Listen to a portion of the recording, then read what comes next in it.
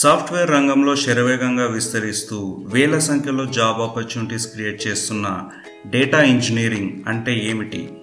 Data engineering job చేయాలంటే ఏ skills అవసరం? ఒక డేటా ఇంజనీర్ యొక్క శాలరీ ఏ రేంజ్లో ఉండొచ్చు? ఇలాంటి క్వశ్చన్స్ అన్నిటికీ మీరు ఆన్సర్ తెలుసుకోవాలనుకుంటున్నారా? అయితే ఈ వీడియోని స్కిప్ చేయకుండా ఎండ్ వరకు చూడండి. మనందరికీ తెలుసు ఇన్ఫర్మేషన్ ఈజ్ వెల్త్ అని. అందుకే కంపెనీస్ కూడా తమ చుట్టూ టన్నుల కొద్దీ పోగై ఉన్న డేటా నుండి ఇన్ఫర్మేషన్ని రాబట్టడానికి ట్రై చేస్తూ ఉంటాయి. అయితే ఇది అంత సులువైన పనేం కాదు. ఎందుకంటే డేటా అన్నది విభిన్న రూపాల్లో ఉంటుంది. టెక్నికల్ టర్మ్స్లో చెప్పాలంటే స్ట్రక్చర్డ్, అన్స్ట్రక్చర్డ్ ఇంకా సెమీ స్ట్రక్చర్డ్ రూపాల్లో దొరుకుతుంది. ఇక్కడ స్ట్రక్చర్డ్ డేటా అంటే రోస్ అండ్ కాలమ్స్లో అరేంజ్ చేయడానికి వీలున్నటువంటి డేటా.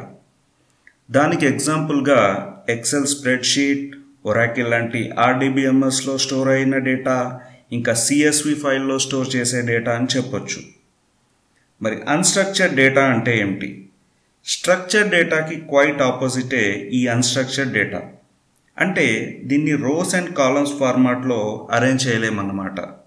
సో దీనికి ఉదాహరణగా images, audios, videos, WhatsApp, Facebook లాంటి సోషల్ మీడియా ప్లాట్ఫామ్లో మనం పోస్ట్ చేసే మెసేజెస్, ఇలాంటివన్నీ ఈ అన్స్ట్రక్చర్డ్ డేటా కిందికి వస్తాయి.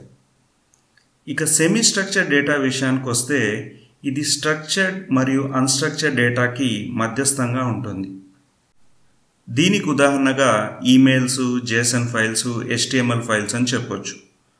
సో మరి ఇలాంటి విభిన్న రూపాల్లో ఉన్న డేటా సోర్స్ నుండి డేటాను రాబట్టి దాన్ని డిసిషన్ మేకింగ్కి అనువుగా మార్చడానికి కొన్ని స్పెషలైజ్డ్ స్కిల్స్ ఉండాలి.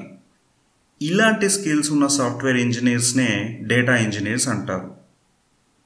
మరి డేటా ఇంజనీర్స్ యొక్క రోల్స్ అండ్ రెస్పాన్సిబిలిటీస్ ఏంటి? సో డేటా ఇంజనీర్ యొక్క రోల్స్ అండ్ రెస్పాన్సిబిలిటీస్ కంపెనీ సైజుని బట్టి మారుతుంటాయి. అంటే సాధారణంగా చిన్న కంపెనీల్లో రెస్పాన్సిబిలిటీస్ పెద్ద కంపెనీతో పోలిస్తే కొంత ఎక్కువగా ఉంటాయి. But in general data engineer యొక్క రెస్పాన్సిబిలిటీస్ ఏంటంటే, నెంబర్ 1, బిల్డింగ్ డేటా పైప్లైన్స్. అంటే ఇంతకుముందు చెప్పుకున్న విభిన్న డేటా సోర్స్ నుండి డేటాను ఎక్స్ట్రాక్ట్ చేసి ఒక సెంట్రలైజ్ లొకేషన్లో స్టోర్ చేయడానికి ఈ డేటా పైప్లైన్స్ని ఈ డేటా ఇంజనీర్స్ బిల్డ్ చేస్తారు. నెంబర్ 2 వచ్చి డెవలపింగ్ అల్గారిథమ్స్. సో ఇలా పైప్లైన్ల ద్వారా వచ్చిన డేటాని మన ఆర్గనైజేషన్ అవసరాలకు తగ్గట్టు ఒక స్ట్రక్చర్డ్ ఫార్మాట్లో మార్చడానికి కొంత కోడింగ్, అల్గారిథం డెవలప్మెంట్ అయితే ఈ డేటా ఇంజనీర్స్ చేస్తూ ఉంటారు. Number 3, developing data validation. ఈ వేరియస్ డేటా సోర్సెస్ నుండి వచ్చిన డేటా మన ఆర్గనైజేషన్ అవసరాలకు తగ్గట్టుగా ఉందా లేదా అని టెస్ట్ చేయడాన్నే డేటా వాలిడేషన్ అంటారు. Number 4, ensuring data compliance and data governance. అంటే మనం సేకరించే డేటా గవర్నమెంట్ యొక్క డేటా కంప్లయన్స్ పాలసీస్కి అనుగుణంగా ఉందా లేదా చెక్ చేయడాన్నే data governance and data compliance అని అంటారు. మరి డేటా ఇంజనీర్ కావాలంటే ఏం చేయాలి? సో డేటా ఇంజనీర్ కావాలంటే ముందు మనకు కొన్ని ముఖ్యమైన స్కిల్స్ అనేటివి ఉండాలి. దీనిలో ప్రధానంగా SQL, ఇంకా ఏదైనా ఒక హై లెవెల్ ప్రోగ్రామింగ్ లాంగ్వేజ్ అంటే పైథాన్, జావా, C#.NET లాంటివి వచ్చి ఉండాలి. సో వీటితో పాటు బిగ్ డేటా ప్రాసెసింగ్ టెక్నాలజీస్ అయిన అపాచీ, స్పార్క్, హైవ్, హడూప్ లాంటివి వస్తే దాన్ని ఒక యాడెడ్ అడ్వాంటేజ్గా పరిగణించవచ్చు. వీటితో పాటు ETL టూల్స్ అయినటువంటి ఇన్ఫర్మాటికా, SSIS అండ్ అపాచీ ఎయిర్ఫ్లో లాంటివి వస్తే మరీ మంచిది. బట్ ఇప్పుడు నేను చెప్పిన ఈ స్కిల్స్ లిస్ట్ అనేది ఒక ఎగ్జాస్టివ్ లిస్ట్ అయితే కాదండి. సో ఈ లిస్ట్ అనేది కంపెనీ టు కంపెనీ మారుతూ ఉంటుంది. మరి డేటా ఇంజనీర్కి మార్కెట్లో జాబ్ ఆపర్చునిటీస్ ఎలా ఉన్నాయి? సో ప్రస్తుతానికైతే డేటా ఇంజనీరింగ్ యొక్క మార్కెట్ చాలా అద్భుతంగా ఉందండి. ఎంట్రీ లెవెల్ పొజిషన్తో పాటు సీనియర్ లెవెల్ పొజిషన్స్ కూడా చాలా అందుబాటులో ఉన్నాయి. సో మీరు నౌకరీ, లింక్డ్ఇన్ లాంటి జాబ్స్ సైట్లో వెళ్ళి చూడండి. సో మనకు వేల కొద్ది jobs entry level, senior level పొజిషన్లో అయితే ప్రస్తుతానికి అవైలబుల్గా ఉన్నాయి.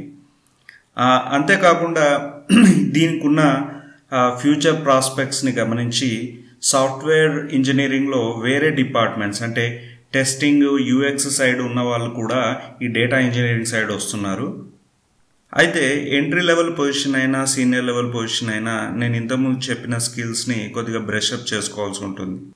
ఇక శాలరీస్ విషయానికి వస్తే అంబిషన్ బాక్స్ అనే సైట్ వాళ్ళ సర్వే ప్రకారం శాలరీస్ కూడా ఈ డేటా ఇంజనీరింగ్ వాళ్ళకి చాలా బాగున్నాయండి. సో వీళ్ళ సర్వే ప్రకారం ఎంట్రీ లెవెల్ పొజిషన్కి 2 lakhs to 12 lakh రేంజ్లో శాలరీ అయితే దొరుకుతుంది. ఇంకా యావరేజ్ చెప్పాలంటే ఒక 5 lakhs వరకు ఎంట్రీ లెవెల్ పొజిషన్కి కంపెనీస్ శాలరీ అయితే ఆఫర్ చేస్తున్నాయి. ఇక సీనియర్ పొజిషన్ అంటే 7+ years వాళ్ళకి శాలరీ రేంజ్ వచ్చి 13 lakhs to 26 lakhs వరకు ఉందండి. ఇక యావరేజ్ శాలరీ వస్తే ఒక 13 lakhs వరకు ఎక్స్పెక్ట్ చేయొచ్చు. సో మీరు కూడా డేటా ఇంజనీర్ కావాలనుకుంటున్నారా? అయితే వెంటనే నా ఛానల్ని లైక్, షేర్ అండ్ సబ్స్క్రైబ్ చేయండి. ఎందుకంటే నేను ఇక్కడ డేటా ఇంజనీరింగ్తో పాటు డేటా సైన్స్ ఇంకా క్లౌడ్ కంప్యూటింగ్కి సంబంధించిన లేటెస్ట్ వీడియోస్ అన్నీ కూడా అప్లోడ్ చేస్తుంటాను. So stay tune to my channel. This is your Telugu geek signing off.